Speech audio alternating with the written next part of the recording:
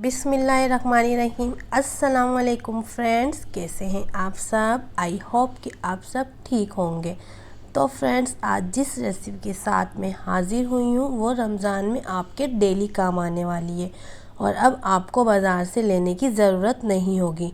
तो फ्रेंड्स, हम बनाएंगे चाट मसाला। आइए चलते हैं वीडियो की तरफ। तो फ्रेंड्स, जो इंग्रेडिएंट्स मैं यूज़ कर रही हूँ वो आप नोट डाउन कर लें। 15 अदद लाल साबुत मिर्चें, 5 से 6 अदद लौंगे, 1 टेबलस्पून काली मिर्चें, 1 टेबलस्पून आमचूर का पाउडर, 1 टुकड़ा सौंठ और 2 टुकड़े दालचीनी। तो फ्रेंड्स, फ्लेम ऑन करेंगे और एक पैन में तमाम मसाले शामिल कर देंगे और इसे 2 से 3 सेकंड तक हम ड्राई रोस्ट कर लेंगे। ड्राई रोस्ट हम इसलिए करेंगे क्योंकि हमारे मसालों में नमी मौजूद होती है, तो वो हमारे मसाले को ख़राब कर देगी। इस वजह से हम ड्राई रोस्ट कर लेंगे ताकि हमारा मसाला काफ़ी टाइम तक सही रहे। कम से कम आप ये 2 महीने तक स्टोर करके रख सकते हैं, ये ख़राब नहीं होगा। तो फ्रेंड्स, हमने ड्राई रोस्ट कर लिए हैं। अब हम मिक्सिंग जार में शामिल करेंगे और इसे ग्राइंडर करेंगे। मसाले हमने ड्राई रोस्ट करने के बाद इसे रूम टेम्परेचर पे ठंडा कर लिया था।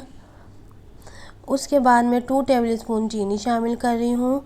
नमक ऑप्शनल है, अगर आप शामिल करना चाहें तो कर सकते हैं, मैं शामिल नहीं कर रही।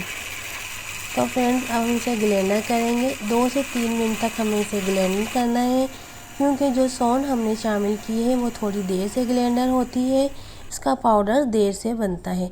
अगर आप चाहें तो सौंठ का पाउडर भी यूज़ कर सकते हैं।